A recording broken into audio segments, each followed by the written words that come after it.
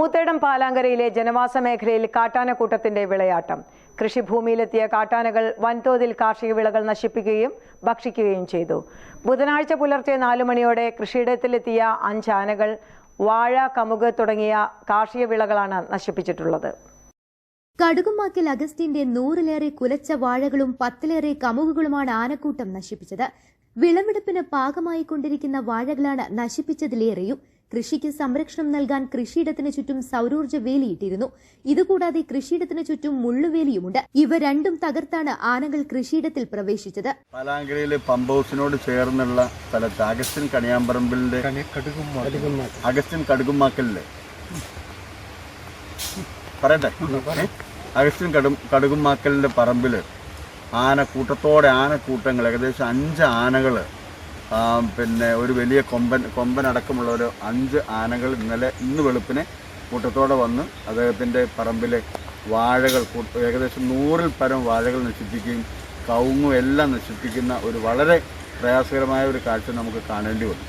അപ്പോൾ പാലാങ്കര നമ്മുടെ കരിമ്പുഴയുടെ പാലത്തിൻ്റെ അടിയിലൂടെ നിരന്തരമായിട്ട് നമുക്കിവിടെ ആനശല്യമുണ്ട്. ഈ ആനശല്യം മാറ്റുവാനോ അതുമായി ബന്ധപ്പെട്ട ചില കാര്യങ്ങൾ ചെയ്യാൻ വേണ്ടി നമ്മൾ റേഞ്ച് ഓഫീസറെ സമീപിക്കുകയും റേഞ്ച് ഓഫീസറിനോട് വളരെ കൃത്യമായിട്ട് കാര്യങ്ങൾ പറയുകയും ചെയ്തിട്ടുണ്ട്. ഒരു പരിഹാരം എന്ന നിലയിൽ നമ്മുടെ ഒരു പ്രശ്നമെന്ന് പറയുന്നത് പാലത്തിൻ്റെ താഴെയും അതുപോലെ മുകളിലും ആന വന്നു നിന്നാൽ നമുക്ക് കാണാൻ പറ്റാത്തൊരു സാഹചര്യം, കാട് കുറ്റിച്ചെടികൾ വളർന്നു നിൽക്കുന്ന ഒരു സാഹചര്യമുണ്ട്. അത് പിഴുത് കളഞ്ഞെങ്കിൽ മാത്രമേ ഒരു പരിഹാരം ഉണ്ടാകാൻ വേണ്ടി സാധിക്കുകയുള്ളൂ.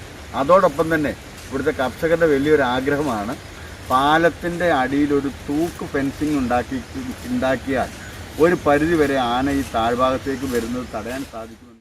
കരുളായി വനമേഖലയിലെ കല്ലേന്തോട് നിന്നും കരിമ്പുഴയിലിറങ്ങിയ ആനക്കൂട്ടം പുഴയിലൂടെ സഞ്ചരിച്ചാണ് കൃഷിയിടത്തിൽ കടന്നത്.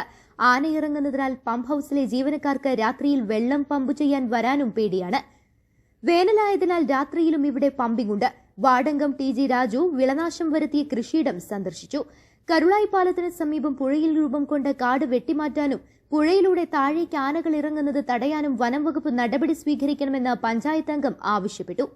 5-ലധികം വരുന്ന ഒരു ആനക്കൂട്ടം കടക്കുകയും സോളാർ ഫെൻസിംഗ് തകർത്ത് ഉള്ളിൽ കടന്ന് 100-ലധികം കുലച്ച വാഴകൾ നശിപ്പിക്കുകയും കുറേ കമുകിൻ തൈകൾ ചവിട്ടി നശിപ്പിക്കുകയും ചെയ്തിട്ടുണ്ട്.